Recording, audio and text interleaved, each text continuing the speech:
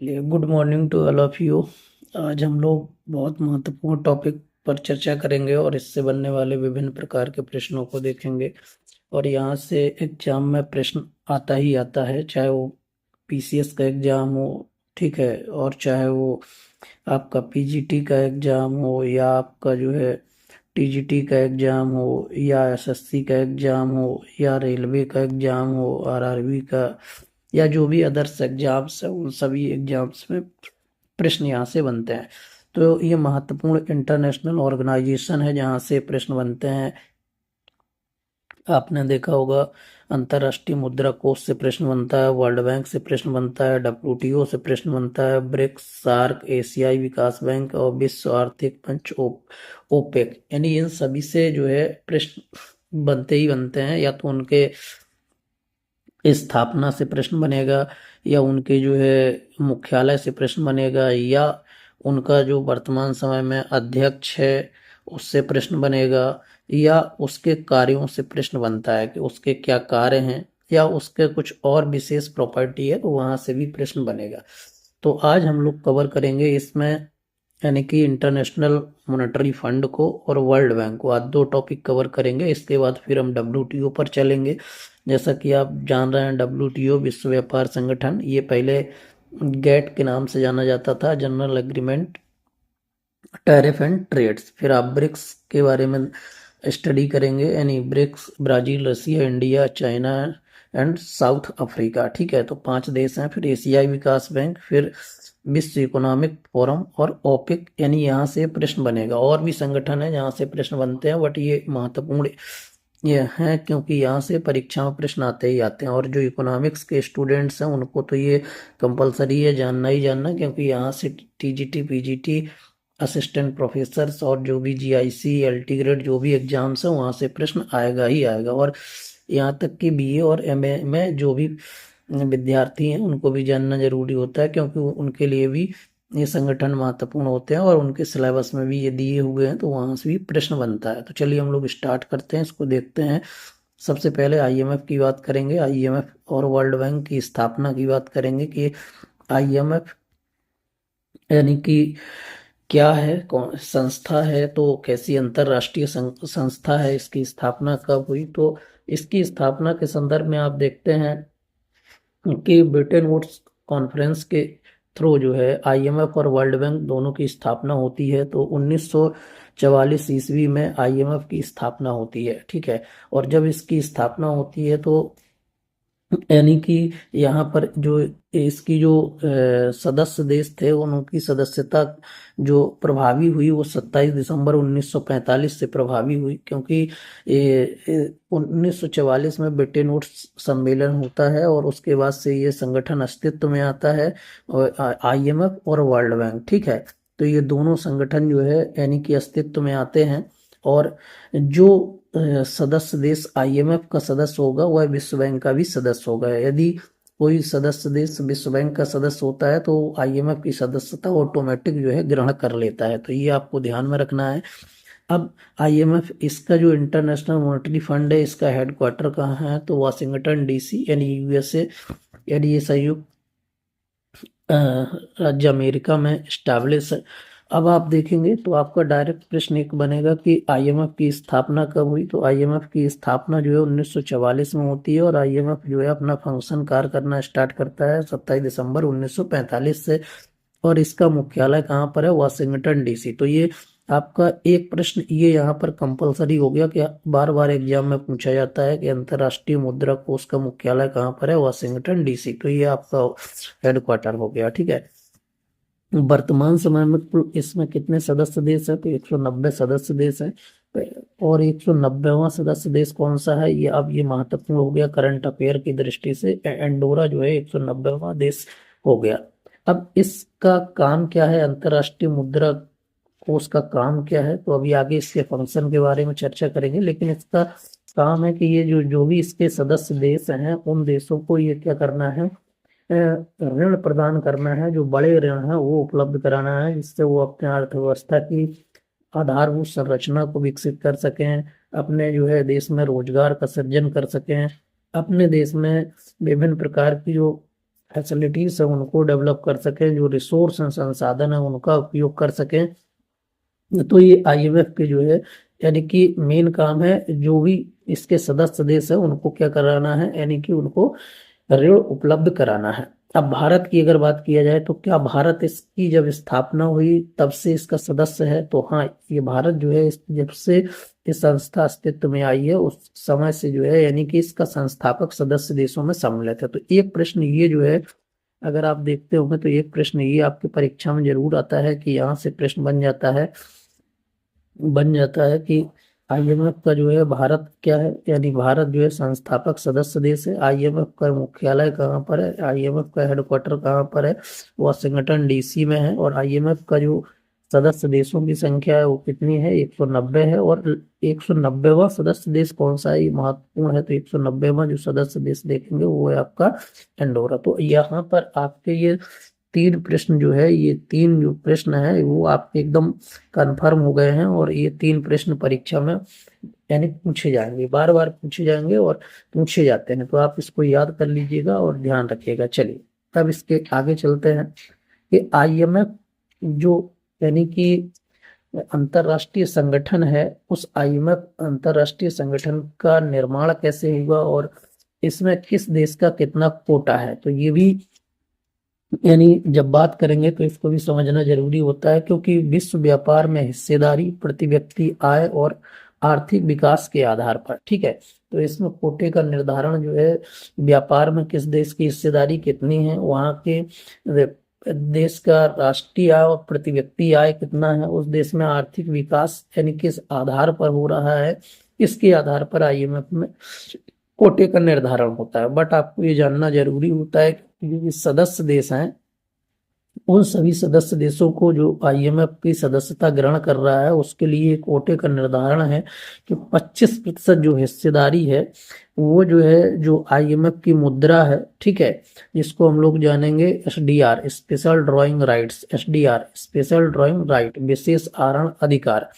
तो ये जो मुद्रा है, ये एसडीआर स्पेशल ड्राइंग राइट्स, ये 5 मुद्राओं से मिलकर बनी है। डॉलर है, पौंड है, येन है, यूरो है और जो है युआन है, ठीक है। यानी कि डॉलर हो गया आपका, आप सिंबल देखिए, पौंड या स्टर्लिंग हो गया, ठीक है, यूरोप का यूरो हो गया, ठीक है, और इसके साथ जो है यानी जापान का येन हो गया, ठीक है, और चाइना की मुद्रा युआन है, ठीक है। तो ये 5 जो मुद्राएं हैं ये आईएमएफ की जो है तो बास्केट है, जो टोकरी है, उसमें ये सम्मिलित होती हैं। तो 25% हिस्सेदारी जो है क्या करना होता है, इसमें से कोई भी मुद्रा, एक मुद्रा को वो सेलेक्ट करेगा और उसमें 25% जो है हिस्सेदारी उसे, यानी इस मुद्रा में 25% जो है इस मुद्रा में भुगतान करना होगा।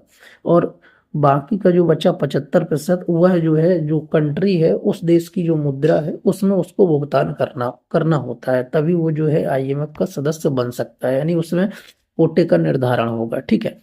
अब जैसे मान लो भारत है, भारत की अगर बात करें तो भारत की मुद्रा क्या है, भारत की मुद्रा आप सभी जान रहे हैं, भारत की मुद्रा क्या है, यानी रुपए है, ठीक है। ये भारत की मुद्रा का अपना सिंबल है, प्रतीक चिन्ह है, जो आप जान रहे होंगे डी उदय कुमार ने दिया है, उदय कुमार धर्मलिंगन ने दिया है, जो रोमन अक्षर के यानी कि आर और देवनागरी के रा अक्षर, यानी रोमन अक्षर के आर और देवनागरी के रा अक्षर से मिलकर के क्या है, बना हुआ है। उषा थेराट जो आरबीआई के उस समय डिप्टी गवर्नर थी, उन्होंने जो है क्या किया, एक कंपटीशन का आयोजन किया था और उसमें कई लोगों ने प्रतिभाग किया था, लेकिन मुंबई के जो डी उदय कुमार थे, उन्होंने जो है मुंबई इंडस्ट्रियल डिजाइनिंग में जो है पोस्ट ग्रेजुएट का डिप्लोमा प्राप्त किया था। तो उन्होंने जो है इस चिन्ह को दिया था, वो जो है आईआईटी मुंबई आईआईटी के जो है पोस्ट ग्रेजुएट स्टूडेंट थे, उन्होंने जो है क्या किया था, ये सिंबल को दिया। तब से भारत की अपने मुद्रा की अलग पहचान हुई है और आप देख रहे हैं 2010 से ये जो है मुद्राएं जो है उस पे सिंबल के रूप में जो है आ गया है। आगे आप देखिए यहाँ पर, यानी कि अगर भारत जो है आईएमएफ का सदस्य होगा तो कोटे का निर्धारण कैसे होगा। तो अगर मान लो कोई एक राशि है, निश्चित राशि है, मान लो जैसे थोड़ी देर के लिए मान लेते हैं ये जो है 100 रुपए जो है, यानी कि मान के चलो आईएमएफ का जो है ये सदस्यता शुल्क है। तो इसका मतलब है कि इसमें से उसे 25 रुपए के बराबर जो है ये 5 देशों की मुद्राएं कोई भी है, इसमें से किसी एक मुद्रा के रूप में 25% जो है पैसा जमा करना होगा, और जो 75 रुपए है वो 75 रुपए भारत को अपने यानी कि मुद्रा के रूप में क्या करना होगा, जमा करना होगा, तभी उसको उसमें क्या होगा, सदस्यता ग्रहण होगी, तभी उसको उसके कोटे का निर्धारण होगा। ठीक है।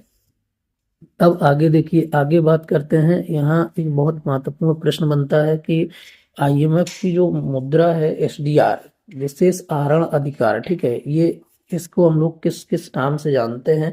इसको हम लोग पेपर गोल्ड के नाम से भी जानते हैं, या लेखांकन मुद्रा, यानी कि ये लेखांकन मुद्रा के रूप में है। लेखांकन मुद्रा का काम क्या होता है? जो भी हमारे ट्रांजैक्शन है, विदेशी जो हमारे भुगतान है या बैलेंस ऑफ पेमेंट है, भुगतान संतुलन, उस यानी कि बैलेंस ऑफ पेमेंट का जो भी हम विवरण जिस मुद्रा में रखते हैं उसको हम लोग जो है क्या कहते हैं, यानी लेखांकन मुद्रा कहते हैं, अकाउंटिंग मनी के नाम से उसको हम लोग जानते हैं। अब एसडीआई को जो है, जो एसडीआर है, उस एसडीआर में कितनी मुद्राएं हैं? तो ये भी कभी कभी पीसीएस में परीक्षा में पूछा गया है, पीजीटी में पूछा गया है। तो 5 देशों की जो मुद्राएं हैं वो इससे मिलकर के एसडीआर का निर्माण हुआ है। डॉलर है, पौंड है, यूरो है, येन है, युआन है, इस यानी ये सब मिल करके जो है क्या है, इस एसडीआर का निर्माण करती हैं। एसडीआर को हम लोग किस नाम से जानते हैं? पेपर गोल्ड के नाम से जानते हैं। तो डायरेक्ट प्रश्न ये भी आता है कि एसडीआर का एक तो ये पूछा जाता है कि इसका फुल फॉर्म क्या है? तो इसका फुल फॉर्म क्या है? स्पेशल ड्राइंग राइट्स, विशेष आहरण अधिकार। दूसरा प्रश्न बनता है कि एसडीआर जो निर्मित हुआ है, जो मुद्रा है, आईएमएफ की मुद्रा है, वह कौन सी है? तो वह है एसडीआर। अब एसडीआर कैसी मुद्रा है? तो ये अकाउंटिंग मनी है, लेखांकन मुद्रा है। अब प्रश्न आएगा कि एसडीआर के अंतर्गत जो जो यानी मुद्राएं हैं, वो आईएमएफ की जो वास्केट है उसमें जो है एसडीआर में कौन कौन सी मुद्राएं सम्मिलित हैं? तो 5 हैं। डॉलर है, पौंड है, यूरो है, येन है और युआन है। फिर आप देखेंगे एसडीआर को हम लोग किस नाम से जानते हैं? तो पेपर गोल्ड के नाम से जानते हैं। तो यहाँ पर आपके 3 से 4 प्रश्न ये बनते हैं। और फिर आप देखेंगे भारत का आईएमएफ में जो कोटा है वो कितने परसेंट है? 2.75% है, और ये 8वां बड़ा कोटा धारक देश है। यानी कि जो भी उसकी यानी कि टोटल ग्रॉस जो वैल्यू है, उस वैल्यू में 2.75% का कंट्रीब्यूशन जो है भारत का है, और भारत जो है 8वां बड़ा कोटा धारक देश है। अब जिस देश का जितना ज्यादा जो है कंट्रीब्यूशन होता है, उसी के आधार पर जो है वह देश डिसीजन मेकिंग का काम करता है। तो आप देखेंगे यानी कि सबसे ज्यादा जो कंट्रीब्यूशन है आईएमएफ में, वो जो है अमेरिका का है। तो अमेरिका को ज्यादा कोटा मिला हुआ है, इसलिए अमेरिका क्या करता है, ज्यादातर डिसीजन मेकिंग का काम करता है। अगर किसी को ऋण लेना होगा तो पहले अमेरिका रिकमेंड करेगा, उसके बाद यानी क्या होगा, किसी कंट्री को ऋण मिलेगा। अब आगे देखिए आप, आईएमएफ के क्या क्या कार्य हैं? तो ये महत्वपूर्ण है, यहाँ से भी प्रश्न बनता है। तो अंतरराष्ट्रीय मौद्रिक सहयोग को प्रोत्साहन देना, ठीक है। तो जो भी अंतरराष्ट्रीय स्तर पर जो कंट्रीज हैं, उन विकसित और विकासशील जो भी कंट्रीज हैं, जो उसके सदस्य देश हैं, उनको क्या करना है, यानी कि ऋण प्रोवाइड कराना है, जिससे उनको सपोर्ट मिल सके, जिससे वो अपने कंट्री में निवेश कर सकें, अपने संसाधनों को यूटिलाइज कर सकें, अपने देश में रोजगार का सृजन कर सकें, उत्पादन को इंक्रीज कर सकें, और जो भी चीजें हैं उनको इम्प्रूव कर सकें, आधारभूत संरचना का विकास कर सकें। फिर दूसरा इसका काम क्या है, जो भी एक्सचेंज रेट है, उस एक्सचेंज रेट में क्या करना है, स्टेबिलिटी को लाना है। जैसे जो विनिमय दर है, उस विनिमय दर को क्या करना है, स्टैब्लिश करना है, यानी कि उसमें फ्लक्चुएशन ज्यादा ना हो, ऐसी स्थिति को जो है प्राप्त करना है। तीसरा क्या है, बैलेंस ऑफ पेमेंट, यानी अंतर जो भुगतान संतुलन की समस्या की स्थिति है, उस स्थिति में जो है सदस्य देशों को आर्थिक मदद उपलब्ध कराना है। अगर मान लो किसी देश के पास, यानी उसने दूसरे देश से व्यापार किया, उसके पास ऋण नहीं है भुगतान करने के लिए, तो आईएमएफ का वो यदि सदस्य है तो आईएमएफ से क्या करेगा, वो ऋण लेगा, और ऋण लेकर के दूसरे देश को क्या करेगा, वो पेमेंट कर देगा। और जो भी उसका जो बैलेंस ऑफ पेमेंट है, जो उसने ट्रेड किया था, जिसकी वजह से यानी उसको भुगतान करना था, तो यानी उस पैसे से भुगतान करके अपने जो है बैलेंस ऑफ पेमेंट को बैलेंस कर लेगा। बैलेंस ऑफ पेमेंट क्या होता है, तो सरप्लस में होगा या तो डेफिसिट में होगा या तो बराबर होगा। तो बैलेंस ऑफ पेमेंट की एक विशेषता होनी चाहिए कि balance of payment is always balance, यानी कि जो भी भुगतान संतुलन है वो हमेशा संतुलन में होना चाहिए। अगर वो असंतुलन में हो गया तो या तो डेफिसिट में होगा या तो सरप्लस में होगा। तो डेफिसिट में होना नुकसानदायक है, क्योंकि घाटे में होगा तो उस देश के लिए समस्या होगी। तो इसलिए यानी कि आईएमएफ का ये कार्य है कि वो जो है सदस्य देशों को आर्थिक मदद उपलब्ध कराए, जिससे वो अपने जो बैलेंस ऑफ पेमेंट है, यानी जो व्यापार कर रहा है उसके लिए अगर भुगतान करने के लिए पैसे नहीं है तो वो उससे पैसे दे करके भुगतान को क्या कर सके, संतुलन कर सके। अंतर्राष्ट्रीय भुगतान में आने वाली समस्याओं का समाधान करना, जो भी पेमेंट जो हो रहा है उसमें यदि कोई प्रॉब्लम्स क्रिएट आ रही है तो उस क्रिएट हो रही है तो उस प्रॉब्लम्स को क्या करना है, रिजॉल्व करना है, उस समस्या को क्या करना है, समाधान करना है। तो इसलिए जो है आईएमएफ क्या करेगी, जो बड़े यानी कि लंबी समय अवधि वाले जो ऋण हैं और जो यानी बड़े ऋण हैं उन ऋणों को उपलब्ध कराएगी। विनिमय प्रतिबंधों को समाप्त कर रहा है, यानी कि जो भी एक्सचेंज के जो भी बैरियर लगे हुए हैं उनको जो है आईएमएफ देखेगा, और जो भी अगर वहां पर प्रतिबंध लगे हुए हैं उनको क्या करेगा, समाप्त करने का प्रयास करेगा। और बहुपक्षीय भुगतान व्यवस्था करना, यानी कि मल्टी जो है क्या बोलते हैं, जो पेमेंट्स हैं उनकी भी ये व्यवस्था करना है कि अगर मान लो किसी देश ने कई चीज़ों के लिए जो है ऋण ले रखा था उसको पेमेंट करना है, तो उसमें भी जो है आईएमएफ से लोग जो कंट्रीज हैं, सदस्य देश हैं, वह उससे ऋण लेकर के अपनी समस्याओं को समाधान कर सकते हैं। तो ये आईएमएफ के मेजर वर्क हैं, यानी मौद्रिक सहयोग प्रदान करना है, विनिमय दरों में स्थायित्व लाना है, भुगतान संतुलन की समस्या की स्थिति में सदस्य देशों को आर्थिक मदद उपलब्ध कराना है, भुगतान में आने वाली समस्याओं का समाधान करना है, और विनिमय प्रतिबंधों को समाप्त करना और बहुपक्षीय भुगतान करने की व्यवस्था करना है। अब यहाँ से भी एक प्रश्न आएगा कि आईएमएफ जो है कौन कौन सी रिपोर्ट जारी करेगा। तो विश्व आर्थिक जो परिदृश्य है, यानी वर्ल्ड इकोनॉमिक आउटलुक यानी रिपोर्ट, या वर्ल्ड इकोनॉमिक जो फोरम है, ये रिपोर्ट जो है कौन जारी करेगा, ये वर्ल्ड इकोनॉमिक आउटलुक रिपोर्ट जो है यानी आईएमएफ जारी करेगा।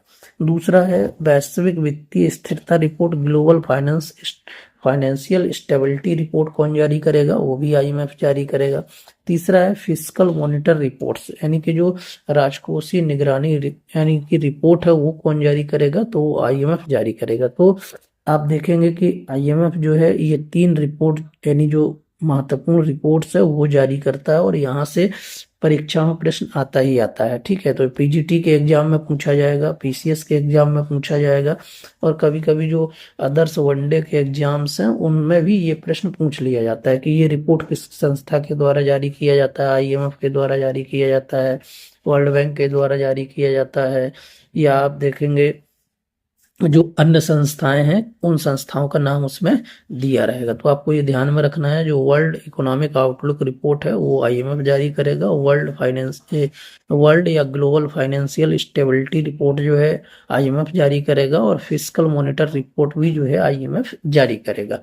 तो ये जो है आज हमने इसमें आईएमएफ के बारे में पढ़ा है। अब नेक्स्ट हम लोग जो है इसका वर्ल्ड बैंक के बारे में, दूसरी संस्था के बारे में पढ़ेंगे, क्योंकि जो कंट्री आईएमएफ का सदस्यता लेगी वो ऑटोमेटिक जो है विश्व बैंक की भी सदस्य हो जाएगी। तो विश्व बैंक के अपने अलग फंक्शन है, उसके अलग कार्य हैं, और यानी कि उसमें कई जो है संगठन है, उनसे मिल करके जो है क्या हुआ है, विश्व बैंक का निर्माण हुआ है। तो आपको ये वीडियो कैसा लगा, अगर पसंद आया तो लाइक, शेयर और सब्सक्राइब हमारे चैनल को जरूर करें, और आप बेहतर से बेहतर कंटेंट देखने के लिए हमारे चैनल से जुड़े रहें, क्योंकि यदि आपको परीक्षा में पास होना है तो आपको बेहतर कंटेंट के साथ बेहतर जो है गाइडेंस की भी जरूरत होती है। और आप सभी जान रहे हैं कि मैं doctor Anoop Kumar, assistant professor, department of economics, ईवन पीजी कॉलेज कुशीनगर। मैं इसके पहले पीसीएस जीआईसी में सिलेक्ट हुआ था, वो जॉब मैंने ड्रॉप कर दिया है, और स्टेटिस्टिक ऑफिसर का भी मेरा जॉब था, वो भी मैं ड्रॉप कर दिया हूँ। तो ये बेहतर जॉब है, इसलिए मैं ये चाहता हूँ कि जो लोग स्टडी कर रहे हैं वो एक बेहतर यानी कि टीचर के संपर्क में रह करके, गाइडेंस में रह करके अपने अध्ययन को जारी रखें, जिससे उनकी सफलता जो है सुनिश्चित हो सके। Okay, thank you.